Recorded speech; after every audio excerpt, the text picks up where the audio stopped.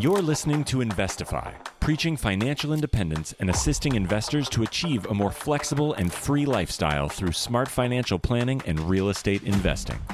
If leaving the corporate world and jumping into this thriving industry is what you desire, tune in and listen to stories of like-minded individuals who made the leap to financial independence. Equip yourself with the right tips and tricks to start your real estate journey, making active or passive ventures that are highly profitable and rewarding. Here are your hosts, Craig Herlop and Zeona McIntyre.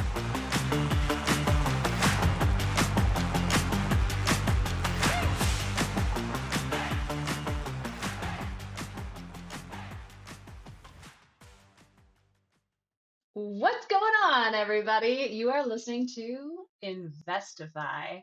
I'm your host today, Zeona McIntyre. Some people call me Z Money. Some people like Craig, who is not here today. He is at the best ever conference, I think, and he didn't realize we had a show. So it is going to be just me today. I hope you guys will still love it. We have a great guest. Eric Brotman. He is talking all about different financial independence strategies, different places to put your money, and it is a different show than our norm. We are not really talking about real estate investment, although I am very bullish on real estate.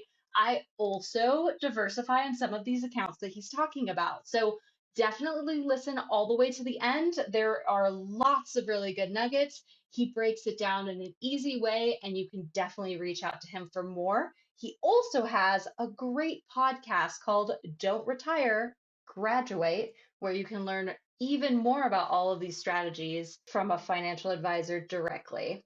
So I think we should bring him on the show. Let's bring in Eric. Eric Brotman, welcome to the show. Zeona, it's so good to be here. Thank you so much. Yeah, so we're going to start the show how we start every show. And we're going to ask you, how did you first hear about financial independence? My first experience with financial independence, believe it or not, was about 6 years ago at my first Fincon conference. Even though I've been in, so help me, I've been in the financial advisory space for almost 30 years. Yeah. And I had talked about financial freedom, and I had talked about, certainly having passive income and all the tenets of financial independence, but I'd never heard it put that way. I didn't know what the FIRE movement was, although I confess I also didn't know what a podcast was. So apparently I didn't get out much. You were living in a cave before. I was. Okay. It was a very well-appointed cave, though, and so some would have traded with me. All right. Well, so how do you end up at Fincon? And let's tell people what Fincon is, but how do you end up at Fincon if you don't know about financial independence? It's a great question. I love it. First of all, Fincon is a conference that brings together money people and media people. And it is a very special group that in some cases has upwards of 3,000 people attend. And it's a not to be missed event for anyone who is either in finance, personal finance, or in media related to that. And so it's bloggers and podcasters and journalists and authors and financial advisors and sort of this very cool community. And it is very, very much like a club. And the question is, how did I get there? And I spoke with Michael Kitzes, who is an absolute genius in the financial planning field and a brilliant guy. And he said, if you're contemplating trying to be an influencer at all, you have to go to this. I didn't know what I was signing up for. So I went to Dallas. I didn't know what I was doing there. I didn't know how it worked. And ironically, I was hearing languages that I didn't understand about specs and all these things. I had never listened to a podcast before in my life. Fast forward, 2 years later, I was a speaker at Fincon. I now have a podcast that I've been hosting for 4 years. I published another book and have this entire influencer thing going on. I now consult other financial advisors on how to go from zero to influencer in a very short period of time because Michael said, you got to go to Fincon, you got to meet these people. I made friends immediately who I think will be lifelong friends. I love it. Yeah. I mean, it's interesting. I went to FinCon for the first time last year, which is where I met you. And I made the best of friends and really connected with people I already knew that were there. But I don't know that I learned that much, which is interesting. And, I don't know. It's just like different conferences are for different things. And I think FinCon is really for community. So even people that aren't producing something, if they are looking for community in the financial independence space, people that get this thing they're fired up about, that's a great place to go. So, I agree with you. For me, I learned a lot because I didn't know what I didn't know, but I felt yeah. home. I felt home immediately. Like I felt like, oh my gosh, I just found my tribe. I didn't even know these people congregated. You know what I mean? Like Mm. I was like, I found my kindred spirits. Now I'm there. I'm going to learn from everybody. And I did a talk at Fincon in DC, which is on one of the websites that I have, a consulting website that I have, and it talks about how I went from trying to be an authority on the subject of financial independence and financial planning to being an influencer, and the journey that I took and all the things that went wrong along the way. And I think the talk was well received. I also think it's funny and sort of lively, and I encourage anybody who wants to check it out. But it was eye opening for me to be around such Yeah. incredible people. So I want to go to that light bulb moment. Like, what happened for you that you said, oh, now I understand. Now I get financial independence and how that's different from financial planning and kind of the Mhm. traditional route. I think financial planning is a verb and financial independence is a noun. And so in the very simplest of terms, financial independence is a state of being. It's a moment in time or a range in time where you now are free to make some decisions that other people can only dream of making. Very, very cool. Mm, Financial very cool. planning, a financial plan was not supposed to be a noun. It's not a thing. It's not this 100-page binder you pay a bunch of money for. That is a waste of time and money. Financial planning to me is the verb. It's the action of trying to reach financial independence. And so whether you're trying to become financial independent early and you're fire movement and you want to do this when you're 34, or whether you just want to be at 74, never to worry about money again, I think Yeah. is more individualistic. I don't think there's a right or wrong way to do it. But the idea, when I was in college, Ziana, my favorite two words together were free and beer. Now I like passive and income. So I went from free and beer I to still like passive and free and income. beer. Well, me too. But if I had to have one or the Yeah. other, Hmm. I'd rather have passive income and buy my own beer. Me too. Me too. Okay. So I just want to touch upon this. I feel like we're tangenting. We're just like on this road. We'll eventually get more into your story. But I like that you mentioned how you could be 70 in your 70s, and never to worry about money.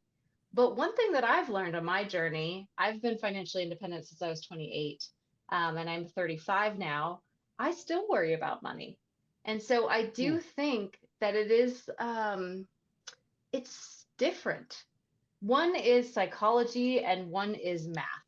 It doesn't necessarily come together, and there's a lot of healing that needs to happen between those two steps. There is, and behavioral finance is now a field of study for a reason, and that's because money Mm, is so intimate and so it's such a taboo subject for people. yeah. People's parents don't talk about it. Kids grow up watching their parents fight about money. Then they get married, and now they're marrying, and their in-laws fought about money for totally different reasons, and one of them's a spender and one's a saver, and you have all this incredible Hmm. baggage and can't talk to anybody, or feel you can't talk to anybody because there's so much shame around it. People either Yeah. feel like, oh, I should have more than I do. I wish I'd been more successful. Or they think, I have so much money, I'm embarrassed by it. I mean, it doesn't matter where you are in the spectrum. Somehow Yeah. there's shame about money. And I'd love to demystify that, but that's going to take a generation Yeah. Or longer. or Well, longer. okay, so let's get back to your story. It was 2016, you were at FinCon, you had this light bulb moment, you went home. So what do you do now? How did you I, change your life after that? well, several ways. One, I hired a bunch of vendors at FinCon, literally on the spot, including a group that helped get financial advisors and others interviews on podcasts. So Mm, I had no desire at the time to start a show or do any, but I thought I can guest on some and really get to know them. So I did, and I must have guested on 50 shows. And what I found was number one, it was really fun, and I met some very cool people. But the other thing was, it started to allow the crafting of a message. And that message was that it doesn't matter how old or young you are, it's never too late to start. The message was Absolutely. that financial independence does not have anything to do with income. It has everything to do with behavior and decisions. Mhm. You know, I've been doing this for decades and never really got the aha that there was a complete disconnect between what people thought was success and what's really success. You know, there's Yeah. people feel like they're successful if they have a tax return with lots of commas in it. Well, let me tell you, you're paying more than your fair share that way. That's not that much fun. Mhm. And I've heard all of the things about he who dies with the most toys wins. Yeah. I I don't feel that way. I don't. I no longer believe it's about stuff. I now understand that it's about legacy. It's about what's more important than money. It's about relationships. It's about leaving the world better than you found it. And so money is just a tool. It's a Yeah. misunderstood tool. It's a misunderstood tool that creates lots of shame and lots of baggage. But talking about it is therapeutic. And talking about it and Yeah. being very open and honest about my own fears or my own worries or my own experiences, I think resonated with people who go, hey, I'm not alone. Okay. I love it. One thing that I get about you and that I get about your story is that you are someone who takes action. I really love that you went there, you got inspired, and on the spot you hired people. It wasn't just like, oh, let me mull this over when I go home.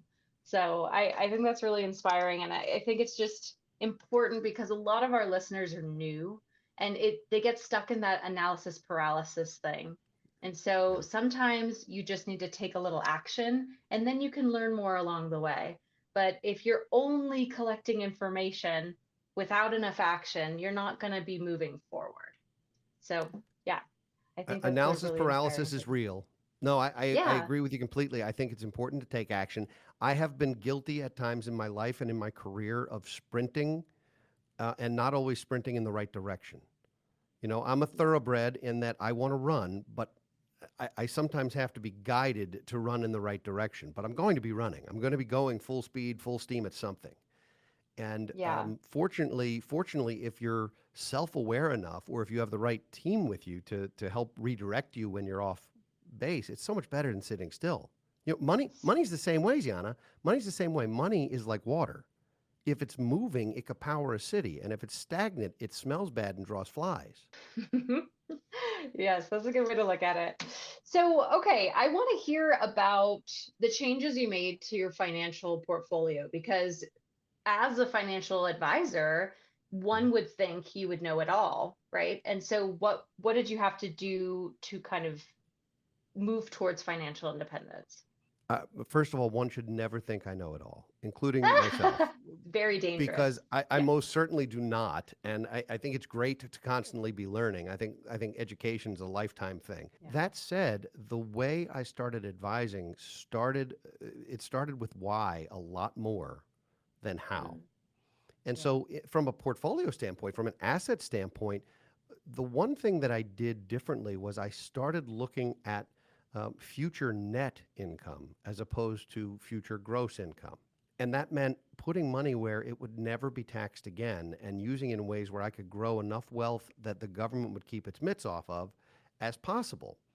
And so I wrote a white paper at lowtaxbook.com that talks about four common strategies, four things that not everybody uses properly. And it's become a bit of a calling card that now it's not so much about what you have, but what you can keep and utilize. And how do you create income or abundance that's not subject to the mortgage known as income tax or capital gains tax or any other tax? Yeah. And when people mention tax, I think a lot of people kind of like, I don't know about that. That's going to be too high level. Do you think that these four strategies are something that kind of apply to everyone? Or do you have to Everyone. be a high income? Okay, could you Absolutely run not. down them in just a very high level way and people can look it up later if they want to know more? Yeah, I'll be glad to, although it'd be more fun to quiz you and see how many of them you could guess. I won't put you on the spot, though. It's your show. No. I would never do that Now to you. I'm sweating. Okay, so four places where American families can put money where used properly, it's never taxed again. One is the Yeah. Roth, whether it's the Roth 401k or the Roth IRA, and that's the one most people know about.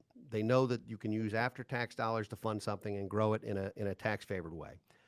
So the Roth is one. The second one is 529 plans, college savings plans. Now, Do you do So that if you? interesting that you like these because a I, lot of people are not so happy about 529s. I love them, and the reason I love Okay, them is that's really because, interesting. well, they're not irrevocable gifts. They're still in your name Mhm. and in your control, but they're outside of your estate.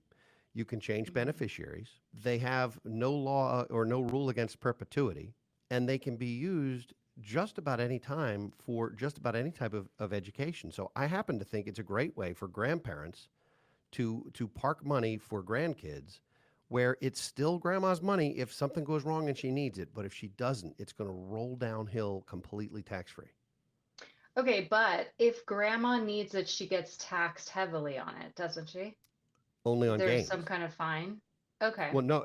So if you're an 80-year-old person, and I'm making this up, but if you're an 80-year-old person and you're doing this for grandkids or what have you, or you're a 60-year-old person, you're doing this for grandkids, you don't pay taxes on what comes out of there. There's no penalty for pulling out your principal. There's only a penalty on the income. Well, if you're in the 10% tax bracket and there's a 10% penalty, all it costs you is 20%. That's the same as what your kids might have paid on capital gains. So it's Mhm. not punitive. It's punitive if you're high income and you change your mind and say these kids are rotten, I want my money back. Yeah, you're that's not going to work out for you. But assuming that's Well, not what happens, it's a home run. yeah. So what we're talking about is the 529, which is traditionally known as a college savings plan, but you can use it for private school, for undergraduate stuff. So, but the problem with it, I think, is that it is Mhm. only for education. And I think education is changing a lot, It is. especially in the real estate space. A lot of us don't necessarily think that you need to go to college. I think college is wonderful, it shapes minds, but for the Mhm. costs that we incur in the United States, I don't know that it makes sense, right? So Yeah. sometimes I'm not sure if I want to be putting stake in that. And then what will happen to these plans if college became free? Who Well, knows, right? it's a great question, and Hmm. legislatively there would need to be some kind of solution around that. But I agree with you that a lot of colleges, a lot of undergraduate education is not worth the sticker price. Yeah. You and I are kindred spirits. I am anti-student loan. I don't want to see people take on a huge amount of debt for an education that they maybe don't need or that's not worth what they're paying for it. Yeah. I do know that there is a significant push, at least in our area, a significant push to private schools versus public schools for lots of reasons. And that Okay. because you can now use the 529s to pay for private school up to a limit every year, I think some of that issue has been mitigated. But you're right. I mean, Okay. college is not worth the sticker price in a lot of cases. Some grad school might be, depending on whether if you want to be a doctor, you're gonna go to med school. But I agree with you. You can become very successful without a college degree. There's no question that's true. Okay, so I have a question about this. My Yeah, guess is that number three would be an HSA, which is a correct. health savings plan. I love these. And the reason Mm-hmm. I love them is they're like these triple tax advantage accounts. So all the accounts we're talking about, what's cool about them is that it's tax-free growth, right? So that's Mm-hmm. what's Mm-hmm. exciting about all of these accounts. So that's the same Mm-hmm. with the 529 and with the Roth. With the HSA, though, it's supposed to be used for health expenses. But if you don't use it, by the time your retirement age, it is just another retirement account. Mm-hmm. The 529 does not do that, though, right? There is no point Right. where you can just use the money for whatever. No, there isn't. You would Okay. change the beneficiaries and you'd perpetuate it within your family tree in some way. And the HSA is the single greatest tool there is. I was going to save it for Yeah, last, but you that's didn't okay. let me. That's fine. The I HSA got is the single. excited that I knew one, you know? See, yeah, that is 25% credit. Yes. Yeah, The I knew this too. I just didn't know what direction we were going. I wasn't sure if you were going to dig us into a deep hole of estate planning, you know? I No, no, wasn't no, no, sure. no. No, no. These are simple things everyone These are can do. simple. The Yeah. HSA is that is the greatest tax tool ever invented. It is the perfect tax planning tool, except for one thing. Mhm. Don't die with one. Make sure you use it during your lifetime or your spouse's lifetime, because if you own an HSA when you die, the beneficiary pays taxes on the full account the year you die, which could be very, very bad tax planning. Oh. Look at me, I'm learning So, stuff. I love it. well, okay, so keep your medical receipts. Keep your medical Yeah. receipts. Don't use your HSA for little copays and deductibles and what. Don't do it. Keep a file of receipts 20 years from now. File 20 years worth of claims against your HSA. Let it grow in whatever market you want it to grow in for 2 decades and pay no tax on the principal or the interest and reimburse yourself for all of that later. I know, but keeping 20 years of receipts, I've heard this advice before and it just like freaks me out. I'm like, I'm not sure that I can commit to that. But okay, it's a good plan. I do kind of think of the HSA sometimes as just like, hey, I'll just pay medical out of pocket and I'll just have the HSA and that'll just be this cool tax-free growth account. It's only cool and it's only tax-free if you use it during your lifetime, though. If you live. And that's the point. So I wanted to scare you. There is no, Okay. well, there's no such thing as a free lunch. And this is, and That's true. despite the fact the HSA is the best yet, Mhm. if you're, if for married people, I think it can be postponed almost indefinitely, the use of an HSA. But if you're not married, either you're widowed, divorced, or single, or what have you, you have to be careful if you're attempting to do this tax arbitrage. The entire strategy is largely blown if you Yeah. die with a balance, a meaningful balance. So you can grow it your So whole life, but if then, you're going to give you it, know, there's still value to utilizing it for copays then. If somebody thought, hey, I'm not organized enough to keep those receipts for 20 years, then at least you're using it. yes, it's true, but it He loses hates it. loses its compounding power. What makes it Yes, so yes. powerful is that you don't have to use it that year. A flexible spending account can be tax deductible for copays. So do the FSA, the flexible spending account for healthcare, for your copays, and bank the HSA. You can do both. Yeah. Deduct the whole thing. Okay, so this is interesting. How are you keeping your receipts? Do you have like photos and you upload them, or do you have a spreadsheet and then hopefully your paper receipts are going to last 20 years? Because sometimes receipts get like, they just lose the ink, you know? They do. I actually have the big file, but I also have everything in Quicken. So when I have a medical expense in Quicken, it's just like using Mint or any of those. So Mhm. everything for me is in Quicken. I can pull up my medical expenses for any given year, and if I had to file a claim, I could literally export that to Excel and submit it with a claim and have 5 years worth of medical expenses just sitting there. Great. I'm going to talk to my bookkeeper about that. There This you is all go. about me, just in case you guys were I know. wondering. Look, anytime I can give you free advice, it's my pleasure. Amazing. Okay, so my question for you, well, I guess we should hear the last one. Yeah, But the my last one. question first is that Yeah, the yeah. 529, what happens when you Yeah. die in that one? Depends how you have it structured. 529s have, they allow for successor ownership.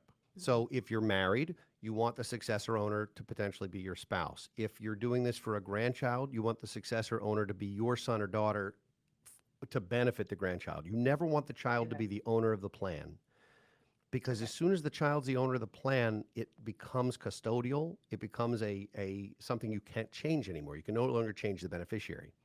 So we want you to have a successor owner on every 529 plan, different than the beneficiary. The beneficiary is just the person who can use it, and because you can change that, you never want the beneficiary to own the account. Okay. But there's no tax Got it. impact. If you die and you leave this to your daughter to benefit her son someday, there's no tax impact when it passes. It's not in your taxable estate.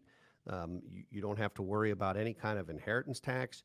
It transfers the ownership, and the tax-free, or I should say the tax-deferred principles of it maintain.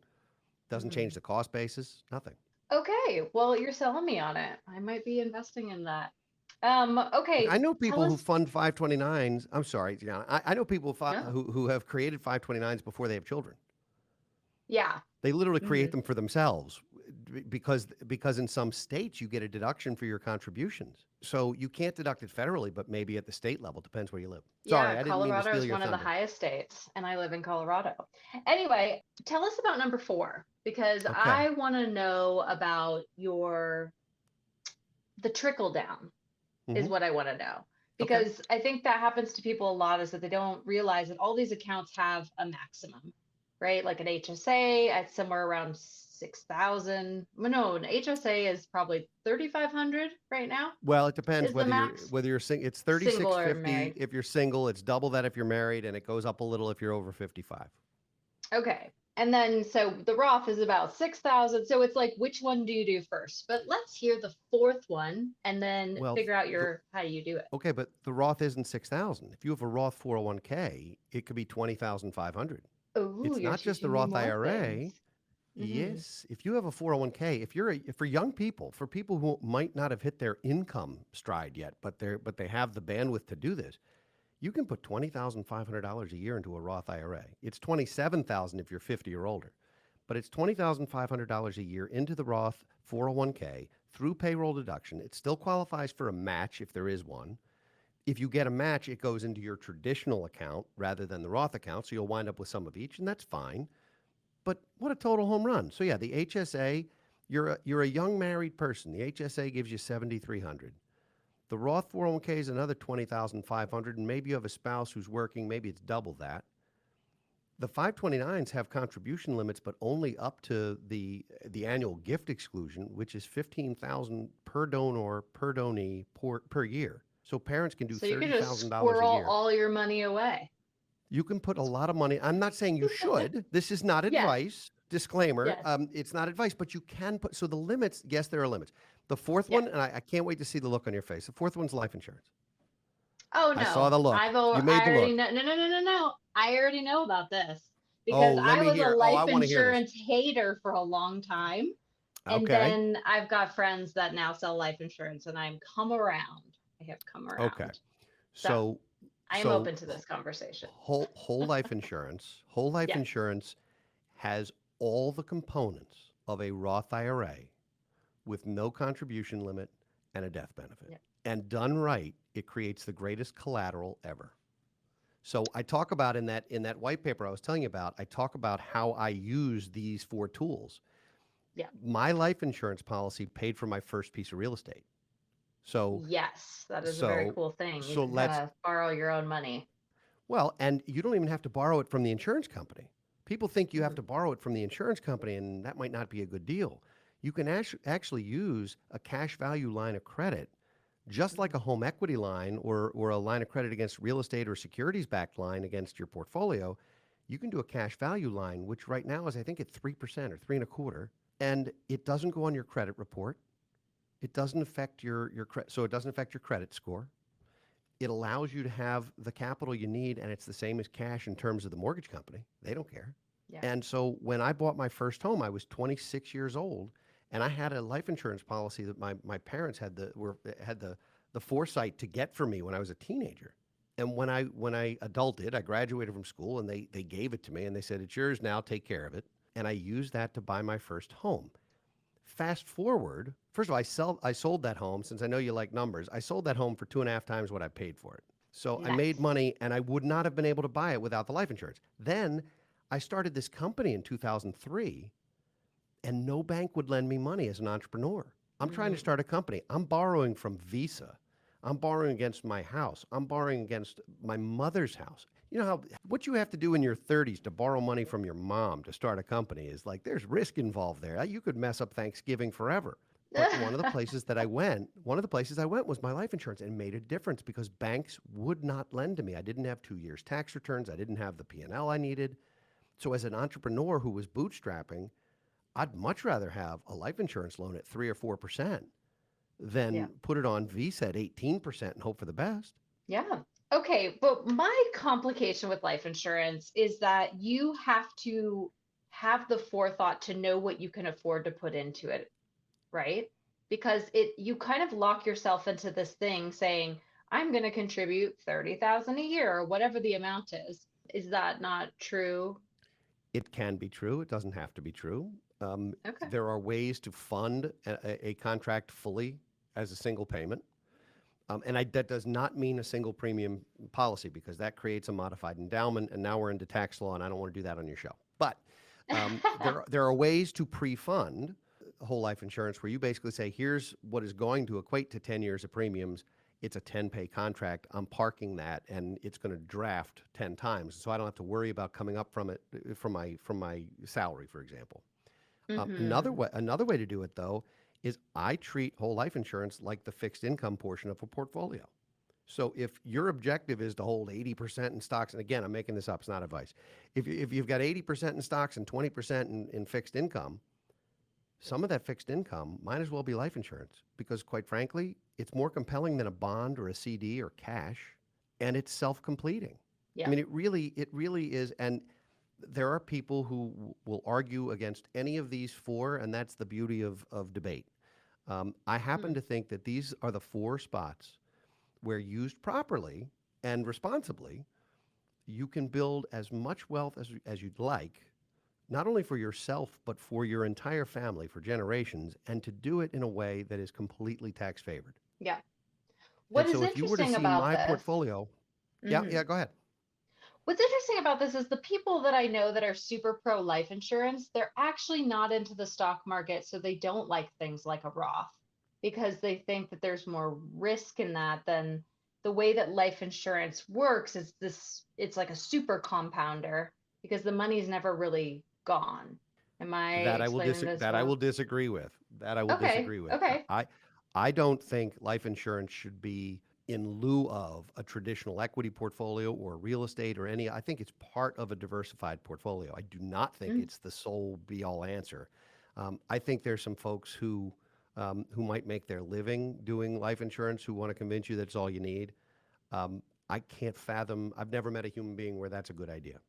So yeah, for me, I still like the Roth. I still want the upside, especially, you're 35 years old.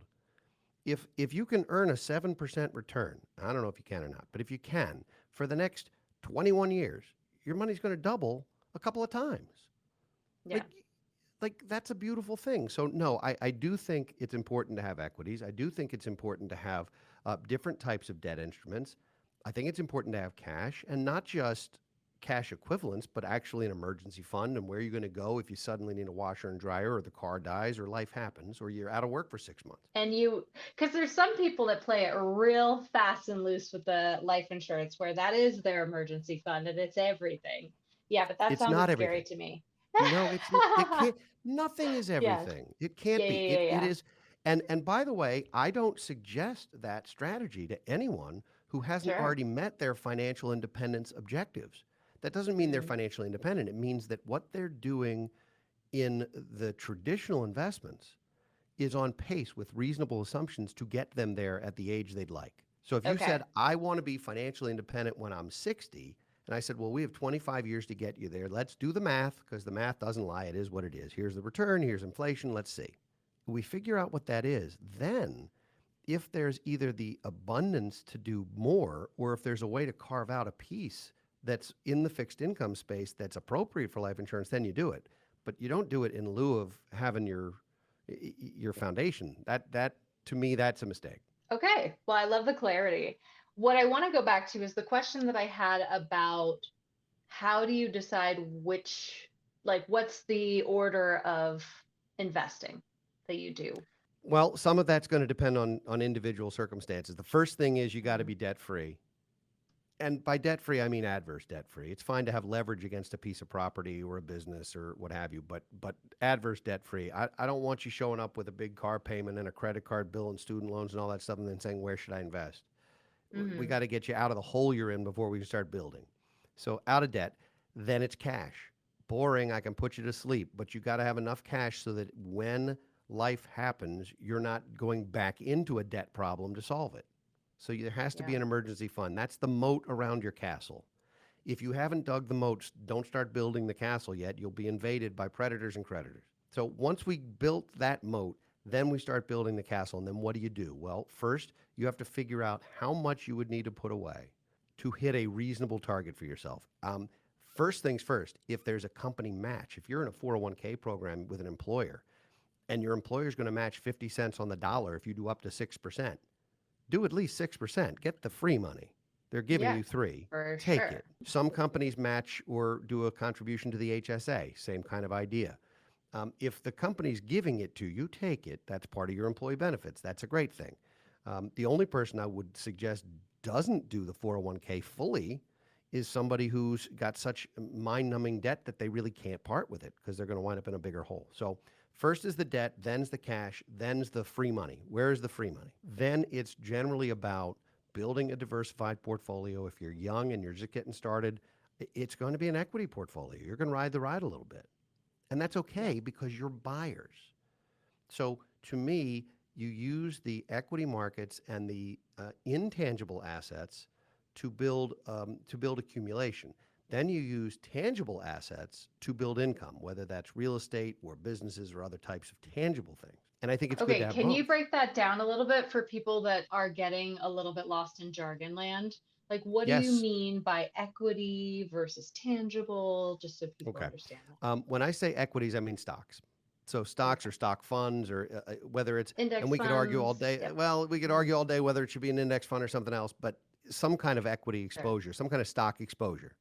Because Yep. looking back at the last 100 years, it was extremely difficult to build a portfolio and build any meaningful wealth without stocks. And by that I mean a brokerage portfolio. There's plenty of ways to get wealthy without stocks if you don't have a brokerage portfolio. If you want to be in the real estate business and you wind up owning 20 properties and they're all paying you rent, you can survive one or two bad tenants, that's great. When I say intangible, I mean non-physical. I mean something that you invest in that's on your statement, but you can't knock on the front door. Yeah. Tangible means something that is either physically there, like a building, whether it's a commercial building or rental real estate that's personal or what have you, residential, or it means having a business or something that's likely to continue to create income. Yeah. Does that make sense? Great. Yes, definitely. Okay, do you have more to say about the buckets, about what comes next after the tangible versus intangible? I mean, the first thing, it's like the airplane safety lectures, Yana. First, you take care of yourself, then you put the mask on for others. Once you've hit Yeah. your own funding target, and that does not mean you've hit financial independence. It means that your habits and you're set up to hit it at the point in time where you want to. Then we start talking about legacy planning. Then we start figuring about how do we create abundance for additional generations of your family. And that's when we start talking about using those big tax shelter type programs. How do we create abundance beyond your lifetime? Great.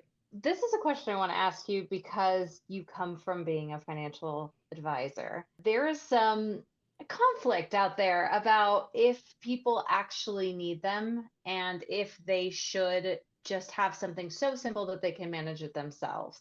I'm curious if you think that's still a good thing for people to look out for or not. When you say need them, you mean need a financial advisor? Yeah.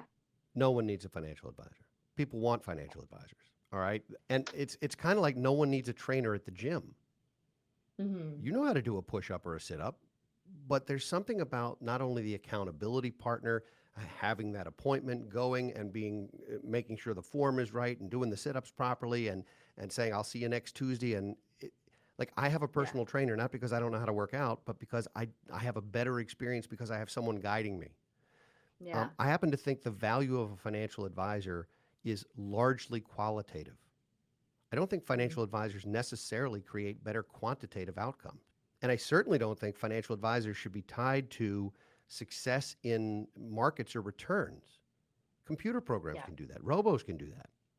Yeah. I think where it comes in is where you're making life decisions and you're having qualitative discussions and you're dealing with things that computers or algorithms can't do. Things like a child with special needs or a gambling issue or a marital or divorce issue or my parents are getting older and I'm not sure how to handle that. I think most of the value of a financial advisor has more to do with behavior and with empathy and with collaboration and accountability than it does with returns. You can get returns anyplace.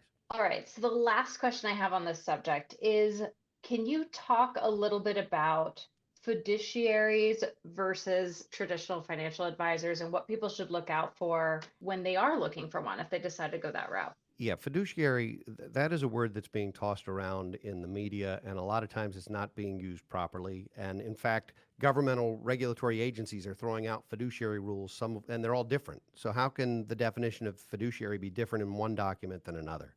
The reality is that a fiduciary, at the simplest term, is responsible for putting someone else's interests ahead of their own. So am I a fiduciary? Yes, I am. I'm a certified financial planner practitioner. I have a fiduciary duty to every client we represent. I also have no employer. So I don't have a duty of employment to anyone. the traditional financial model had people who were employees of various companies, and they had split duties. They had a duty to their employer that actually superseded their duty, and still does in some cases, superseded their duty to their client or customer. Well, that to me is a customer beware. If you're more Yeah. concerned about satisfying your parent company than you are the end receiver of that advice, that scares me to death. So I think fiduciary advice is important. I think if I was representing you, I would be representing you ahead of my own interests. You know, I sometimes say that tough love is still love. And there'll be things that I'm going to say to you that you might not feel great about. Like there might be some hard discussions, some hard decisions, but that's the human piece of it. But what I can't do is just because a shoe fits doesn't mean it looks good on you. So I can't just sell you something. I want this advice to be just that. I want it to be counsel. I don't want it to be the sale of anything.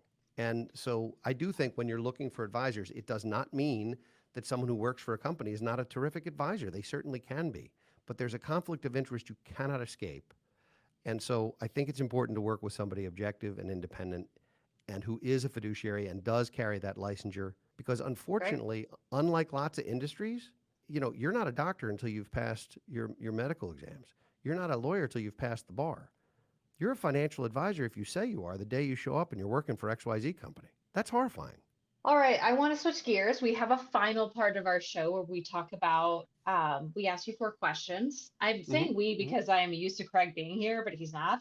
No, listen, I So think we've done just fine without him. Sorry, we've Craig. done great. Yep, Yeah, yep. who needs Craig? So before we switch over to that final part of the show, do you have any final words of wisdom that you want to leave for our guests? In the simplest of terms, start now.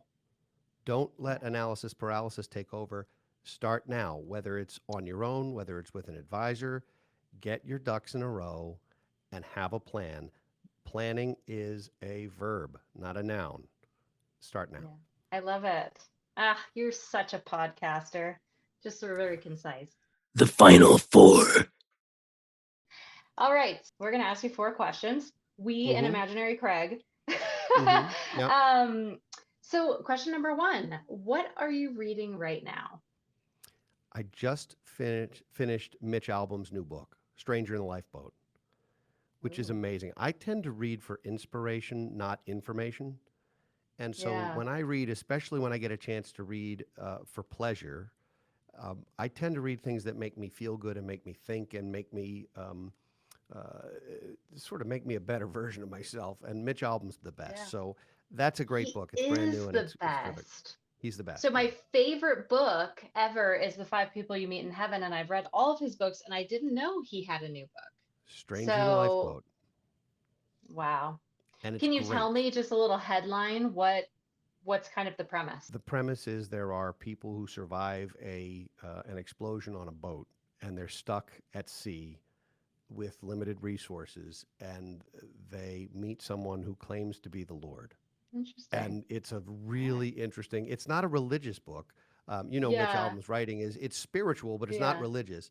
But it is a little bit about survival and a lot about forgiveness and a lot about life. And he just wraps it all Nice. up. And I'm not going to spoil it for you, but it's Don't, if you like definitely. his writing, read it. Yeah, no I spoiler alert here. do.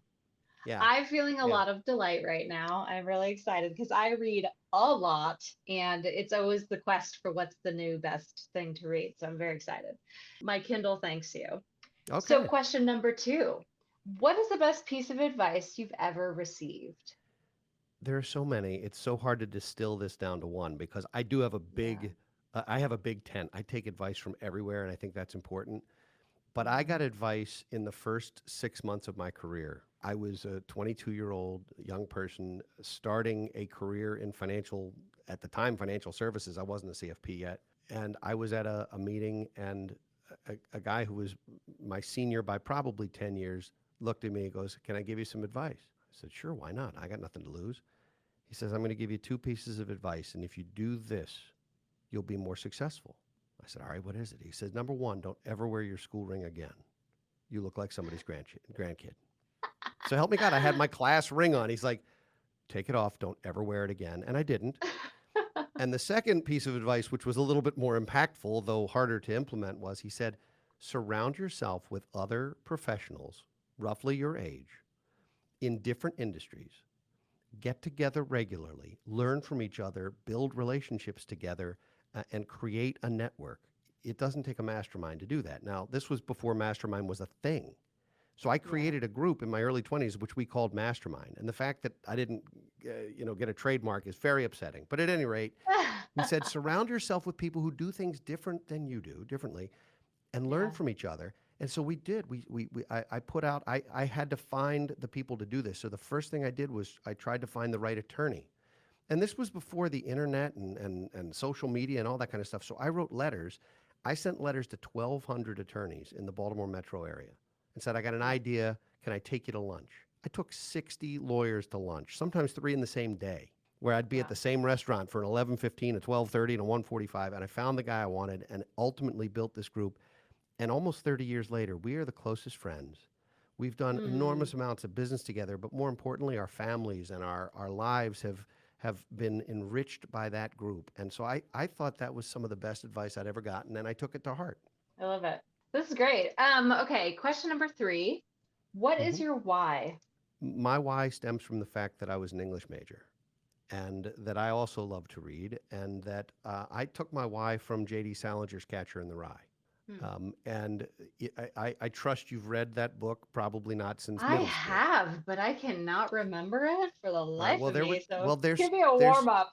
so there's some wisdom. And I'm not recommending you go read this book. No, I It remember didn't. it being dry, but It okay. hasn't aged well, but there's a couple things in it that were very impactful to me, and part of it's my why. First of all, if you'll recall, Holden Caulfield is the main protagonist in the story, and he has these dreams, these visions of standing at the bottom of a cliff and catching people who are falling, like this idea that he's going to save them and protect them from themselves.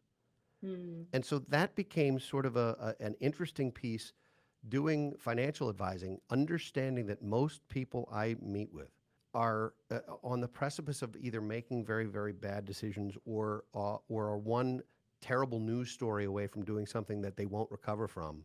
And so I feel like I have to protect them. And so that was Yeah. the first piece. The other piece is Holden Caulfield's teacher, Mr. Antonelli, the character, said something, and I've used this on my social media as my quote, and I'll share it with you. And that is, the mark of an immature man is that he wants to die nobly for a cause. The mark of a mature man is that he wants to live humbly for one. And I Yeah, love that. that rings. Yeah. Okay. This is great. There's so much depth here. And I keep thinking of the Mitch Albom books I've read. I don't know, I can't let that go yet, but there's just so much depth and wisdom in his writing, Hmm. and so much about death and dying that he talks about that is such a taboo topic, not unlike money. So, Right. yeah, I'm just appreciating you bringing all this. Well, So, yeah, yeah, I walk through a lot of families. I walk a lot of families through a lot of difficult times. And one of them yeah, certainly is the loss of a loved one. And absolutely. as a result, I mean, I'm an accredited estate planner and I understand how to do that stuff, but it's not the stuff that matters. Hmm. It's helping people cope with, and I'm no therapist, but it's helping people deal with and giving themselves grace at a point in time where it's very, very tough. Well, I thank you for doing that because it just helps the world be a little bit of an easier place to be in. So our final question is usually a trick question, but I am not as Excellent. goofy as Craig. So I do not have something that tricky. But what I Do, would like to know, what? do you think Craig would say that you're not as tricky as him? I think I'm funnier than Craig, but he's definitely got some goofiness to him. Kind All of like a right. dad joke type of goof, you know? Well, I am a dad, so I'm ready for a dad joke kind of goof. Let's do it. What's the Yeah, trick question? I am not tricking you today. My question is Okay. going to be more straight shooter. Okay. But what I am interested in is if you were to do it over again, what is one thing that you would do differently? I would have started looking at the big picture of financial planning sooner. When I got started, it was very myopic. I did work for a company. I did play sort of a role in that piece, and I wasn't looking at the whole picture. And if I had it to do professionally, if I had it to do over again, I would seek someone like myself to mentor me. I would learn the business right the first way so that I didn't develop habits that had to be broken when I finally figured it out. Yeah. And, we've created that career path for some really talented young people here who are experiencing something that I didn't get to experience, which is learning it the right way, the right time, and not selling anything to anyone.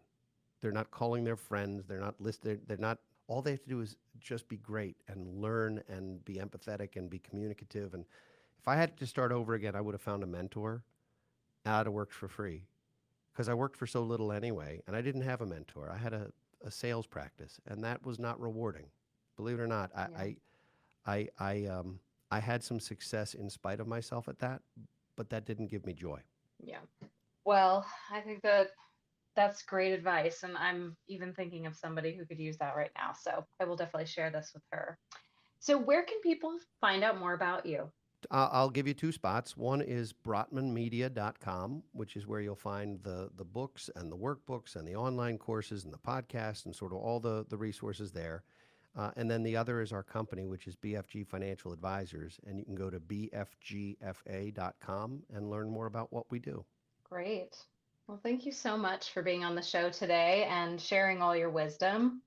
I know the listeners will really appreciate it. And I learned a lot. I've got some notes here for myself, things to follow up on. So that's always a benefit. But yeah, I really appreciate you being here. Oh, it was a pleasure. And I want a full book report after you read Mitch Albom's new book. Okay. Will do. Thanks for having me. Bye. And that was Eric Brotman. Thanks for listening all the way to the end. I really enjoyed that. I took a lot of notes. It is so interesting because there's really this different world from people who are really traditional and they only do real estate. Then there's other people that love index funds. Life insurance is kind of a hot topic for people. So there was a lot of good information in here. And I really loved how he talked about sort of where you start and what you should maximize and then how to diversify. So I think there's a lot of good nuggets in here, and you can make real estate another peg of your table leg. Like you can have that one as well and do the four that he talked about. So anyway, I really appreciate you guys being here, listening to the end. If you enjoyed the show, please share it with a friend or family member. Lots of people could benefit from improving their financial situation. If you love our show, please leave us a comment, a rating, a review on iTunes, Spotify, anywhere that you listen to podcasts. So we will see you next week. Thank you. That's it for this episode of Investify. We hope that these nuggets of real estate wisdom lead to more savvy financial planning and a clearer path towards financial freedom. For more content like this, subscribe to the show at investify.com. Don't forget to leave a rating and share it with your friends. Together, we can transform more real estate newbies into successful and clever investors. Thank you so much for listening. See you on the next one.